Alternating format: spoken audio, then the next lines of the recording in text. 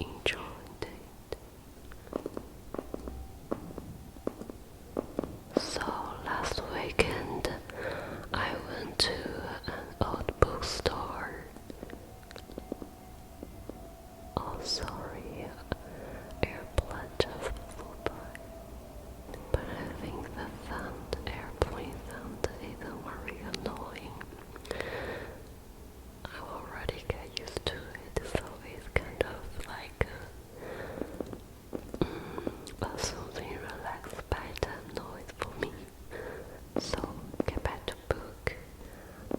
Last weekend I went to an old bookstore and I found this old book. It's very vintage. I think you can tell from the cover. And the reason why I bought it is the sound and the story. You can tell this is the old book from the sound of pages. The pages are really crunchy.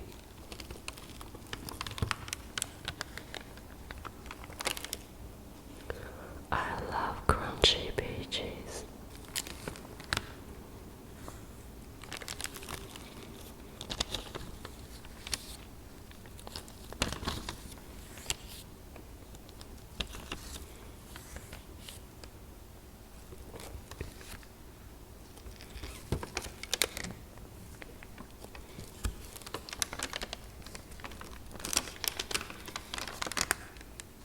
Totally ASMR every time I opened it. And this book is about his pre-Qin dynasty literature history, and is actually a reference book. And I'm always really interested in this part of story. I mean, in this part of history, especially mythology. And inside, I found a funny little story. It's about a mother goddess. Her name is Nüwa.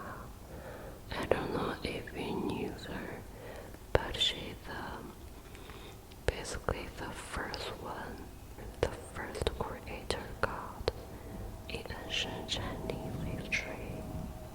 And Nüwa's name, this name is a really feminine name. So tonight, I'm going to tell you about her story. A long time ago, the world was very chaotic. Heaven and earth were not fully separated yet, and the land was messy, full of monsters and trouble. People were weak and Nüwa a goddess with a human face and a serpent body. She saw all this suffering and decided to help.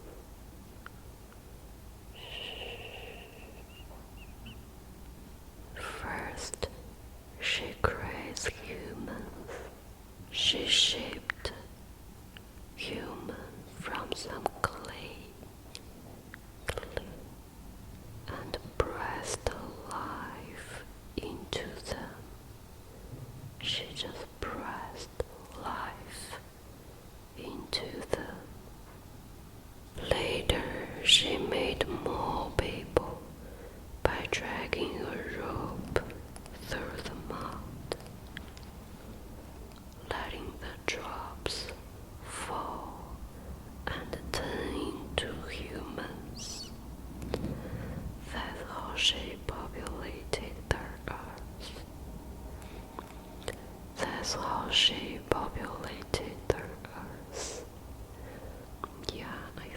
really mythology. Then one day, a huge disaster struck. The sky cracks, and floods and fire start destroying everything. Mountains fall, rivers overflowed, and people were in danger of dying. Nüwa didn't just watch, she fixed the world. She melted 5 colored stones to patch up the sky, cut off the legs of a giant turtle to support the heavens, and stopped the floods.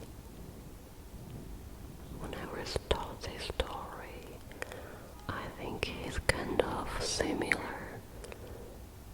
I mean, one thing is similar to Noah. You know, the Noah's Ark. They both have a flow. They both have a big float. In this story, she fixed the sky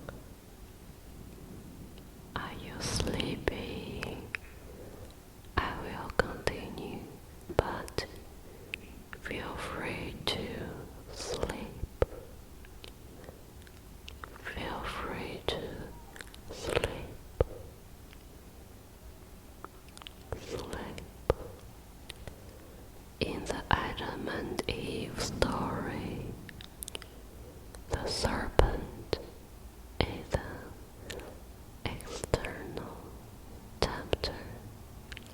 The serpent is an external tempter. It tricks Eve into eating the forbidden fruit and is kind of a symbol of danger or evil. But in Nüwa's story, the serpent isn't the villain. Nüwa herself has a serpent body. She's part human, part serpent. But in Chinese mythology, it means she has a deep connection of nature because she had an animal body. Like if you have part human, part cat, you will be an ancient Chinese god.